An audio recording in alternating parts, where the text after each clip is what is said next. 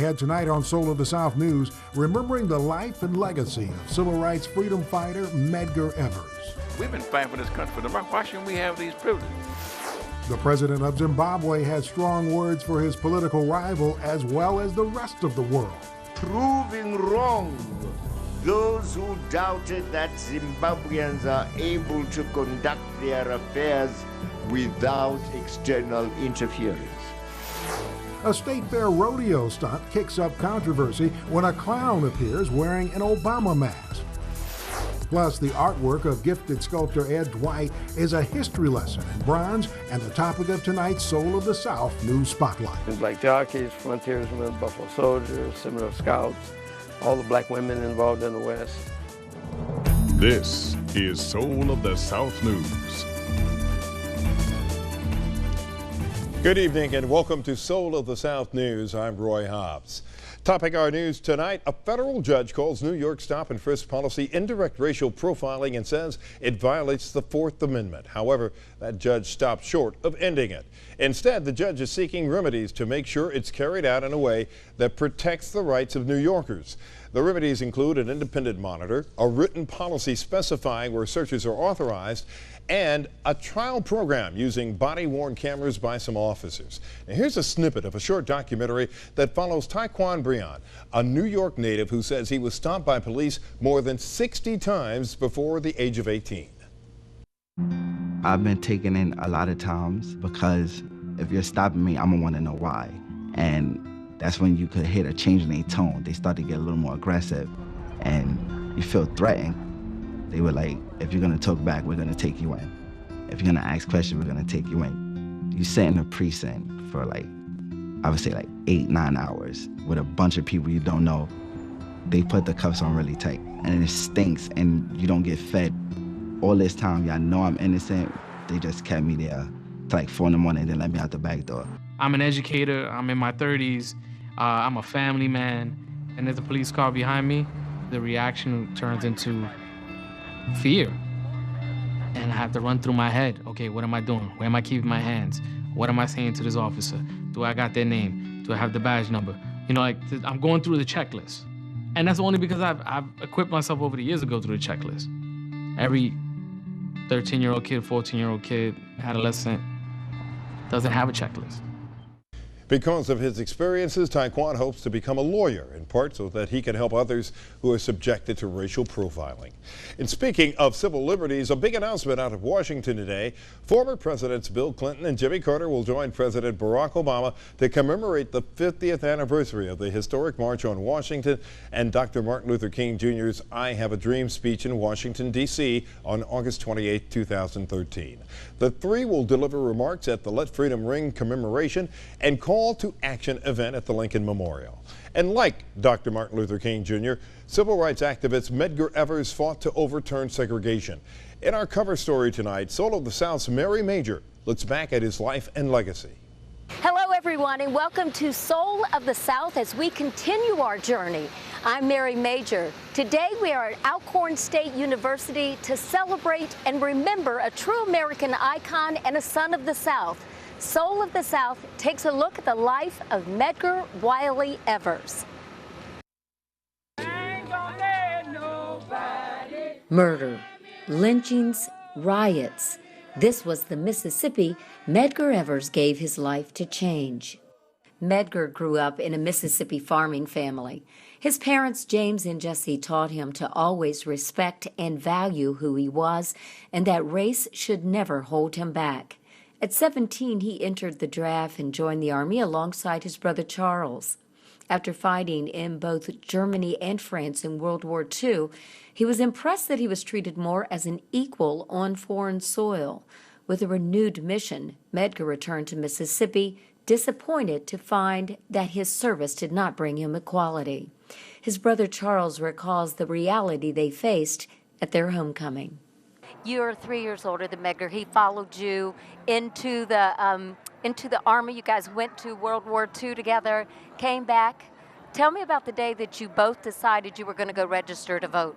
Well, we decided long before the first day. We had tried to get, we in the Army came back home, and we were not able to ride on the bus. We had to get in the back of the bus. We couldn't get a drink of water. And I found we couldn't go to the restroom. And we said, well, hell, we've been fighting for this country for democracy. Why shouldn't we have these privileges? And we began, and one old white man told me, until you niggas learn how to vote, we ain't gonna never get nothing. So we said, oh, that's what it is. So we began to try to get Negroes to register and to vote, and a slow process. But then Megan decided we were gonna go first. So we went up to try to register, and all them rednecks came out of the woods. I know I shouldn't say that, but that's what they were. Came out of the woods to block us and stopped us that time. But we kept on pushing, and we see where we are. We got the highest number of blacks in the country now.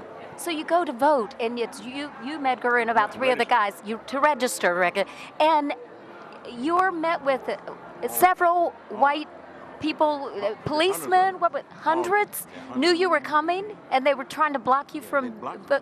They blocked us from voting, from registering. And a little old white lady about your side came and said, Charles, the time will come. She said, this is not the time. I said, why not?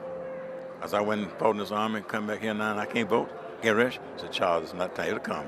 Just go on back now. So we turned around and went on back. In 1948, he entered Alcorn State, where he played football, was vice president of the class, as well as editor of the newspaper. But Medgar's real achievement was meeting a young Mississippian, Merle Beasley. He declared at first glance that she would be the mother of his children. They married his senior year. After graduation, Medgar worked as an insurance salesman in rural Mississippi, where he witnessed the poorest conditions for blacks whose lives were mired in segregation. It was then that he joined the civil rights movement, first as an organizer, eventually joining the NAACP, and ultimately becoming the state's first field secretary. Merle served as his office secretary as they started their family. Medgar would organize and lead demonstrations against racism, desegregation, and for voters' rights and equality. His leadership was being noticed nationally, and his legacy as a freedom fighter beginning. For Soul of the South Network, I'm Mary Major. And up next on Soul of the South News. Starting in Africa, I went to all the musical genres of West Africa and tied it in to the musical genres of the day. We shine our spotlight on the work of master sculptor Ed Dwight. The reward grows as the search continues for those responsible for defacing a statue of Jackie Robinson. And too much TV could put your toddler at risk for problems in the classroom.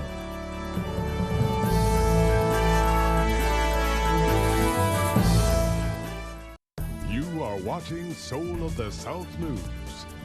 Ed Dwight was America's first African-American astronaut candidate. He was a test pilot who worked with the legendary Chuck Yeager, one of the first African-American executives with IBM and the owner of a major Denver, Colorado construction business. But today, it's not because of those phenomenal accomplishments that people across the world know his name. People know Ed Dwight today for his work as a master bronze sculptor. A man who brings black history to life with his hands is tonight's Spotlight story. Ed Dwight has a very intimate knowledge of the First Family, so intimate that he has sculpted them in bronze with amazing detail. It's an exhibit that's been traveling around the country. One thing you probably don't know is Ed Dwight is one of the most famous black artists from the last 60 years, and it's not just art that he's famous for. You see, Ed Dwight was selected to be America's first black astronaut candidate in 1961. We had 2 flying for Air France that was left over from WW2, World War II. We had 1 Marine pilot, Buddy Peterson from Topeka, Kansas.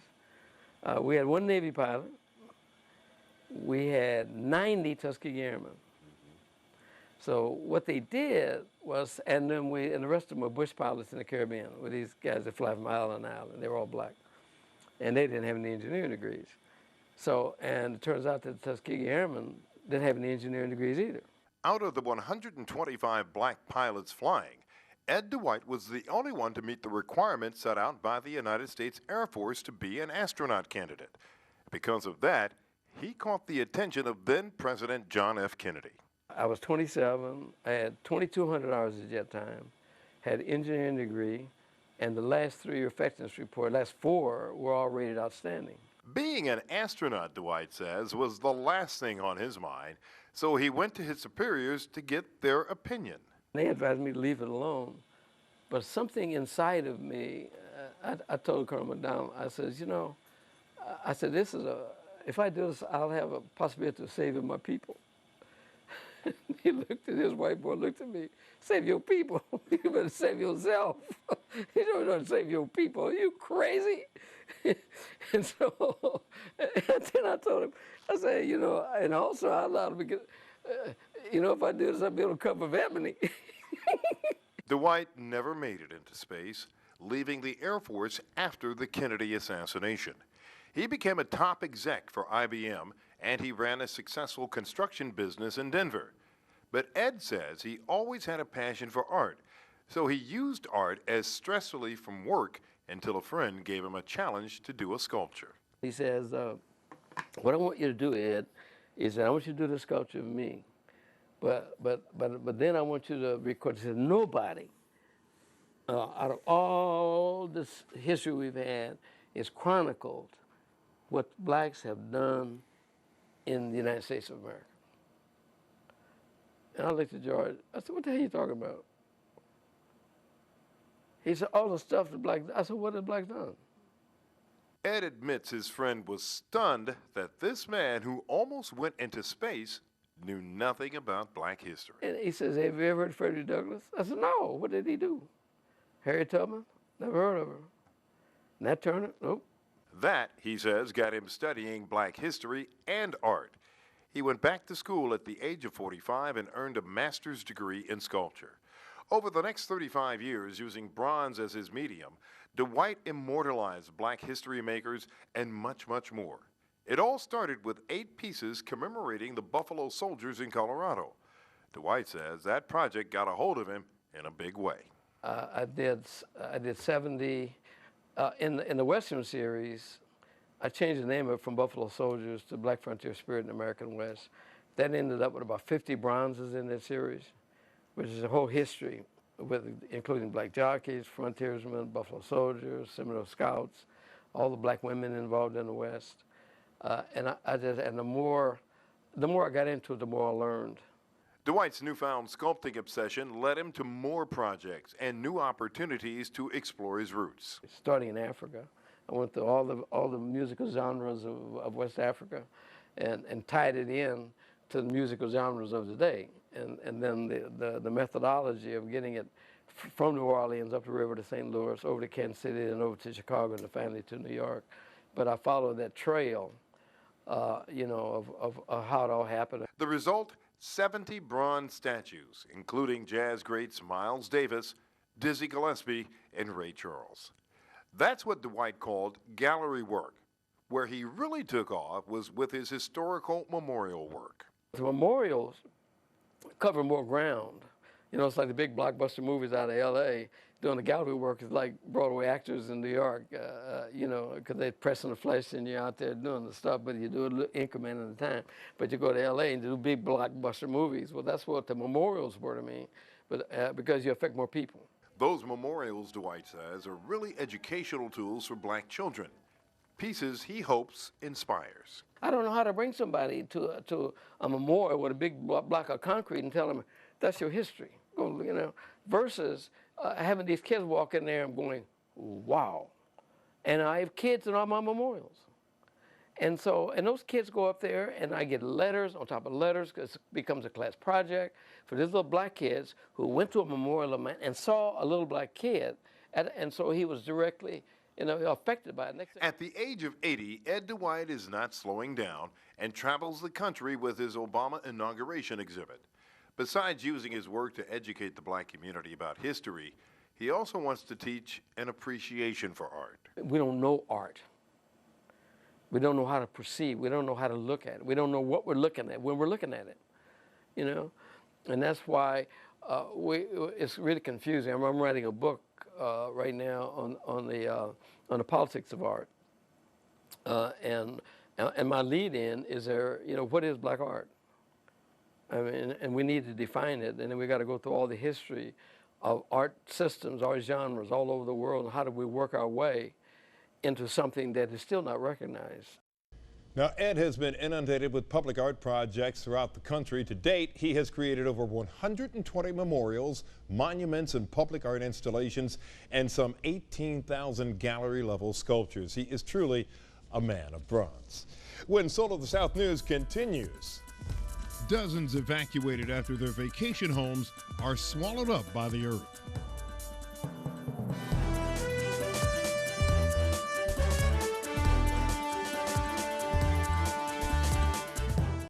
Soul of the South News. This is home.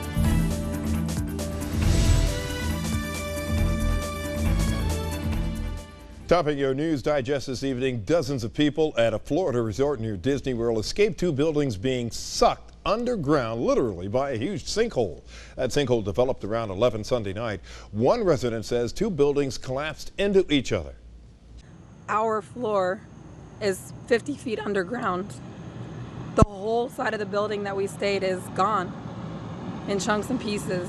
No one was injured, and the several dozen guests evacuated were placed in other buildings at the resort, which is about 6 miles from Walt Disney World. One person is dead and 13 are missing after a typhoon slams the Philippines. Disaster officials say it is the most powerful storm to hit the country this year.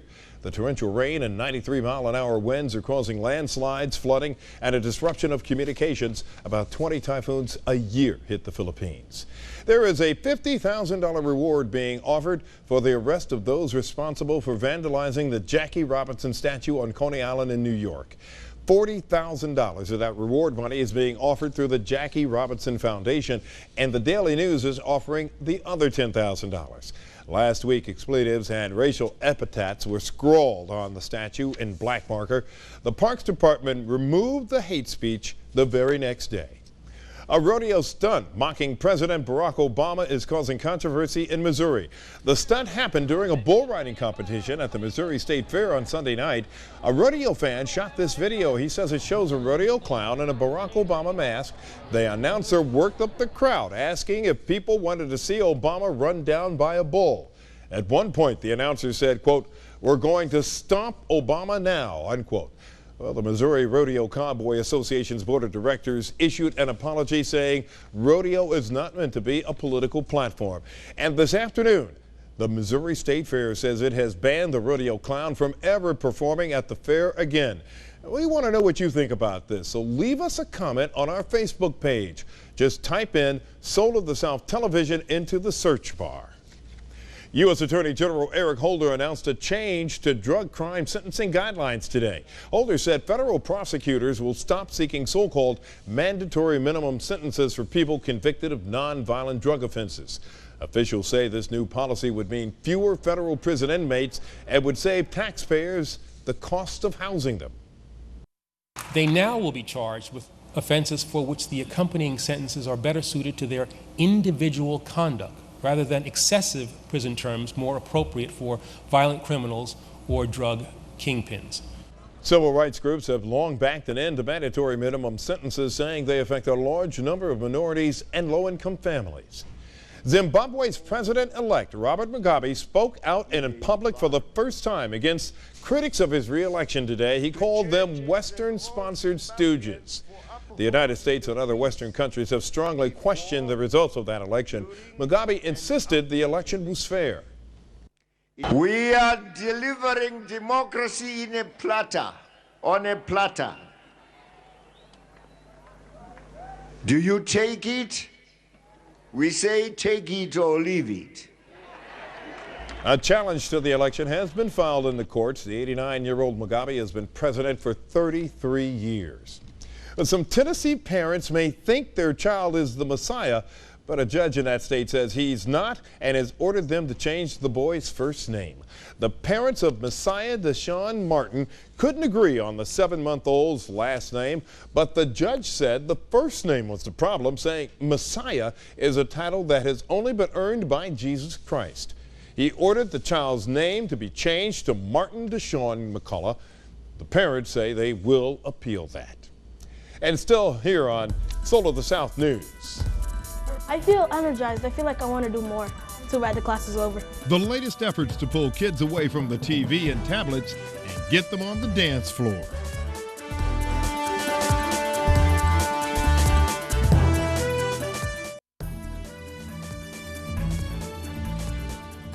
Topping your health news tonight, African Americans are less likely to get bariatric surgery for weight loss than whites, although more African Americans qualify. A new study found twice as many eligible white women and men than African American women and men got the surgery. Researchers say that could be because of discrepancies in health insurance coverage as well as cultural and racial factors. Researchers say more and more African American women say they are comfortable being overweight. And new research finds increased cigarette taxes have been linked to a decrease in binge drinking episodes among male smokers. Researchers say binge drinking decreased by 22% among men living in states that implemented cigarette tax hikes compared to male smokers in other states. In fact, men hit with the tax hikes also reported drinking less alcohol overall. Researchers are still exploring possible explanations for the link. Strong new recommendations on kids watching television. This from the American Academy of Pediatrics, which says children ages 2 and older should watch no more than 2 hours of TV per day, and children under 2 shouldn't watch TV at all. Even 1 hour more a day can diminish a preschooler's vocabulary in math schools. Researchers say TV does not teach a child social or motor skills. Kids need to be exploring and interacting with people. Well, exercise is a great way to get kids moving away from the TV set and other electronics, and Zumba is an option. Instructors adapt moves from the popular dance fitness program. They try to make it as fun as possible so it can compete with video games and computers. We provide them the freedom to express themselves so they can go basically as crazy as they want in a structured environment. Instructors say it shows them that exercise can be fun and something kids can do for the rest of their lives. Later this week on Soul of the South News, Project Runway helped make Kato Mamalu a household name, and her fashions have launched her to international acclaim. My clothes, when you walk in, they're very different. They're not everyday runway, ready to wear on the rack. They're very individual, they're bold, they're colorful, they're unique, and they show a different point of view. Soul of the South News shines the spotlight on this Liberian native during a visit to her U.S. design studio. And that does it for Soul of the South News tonight. We'll see you back here tomorrow night. Till then, I'm Roy Hobbs. Good night.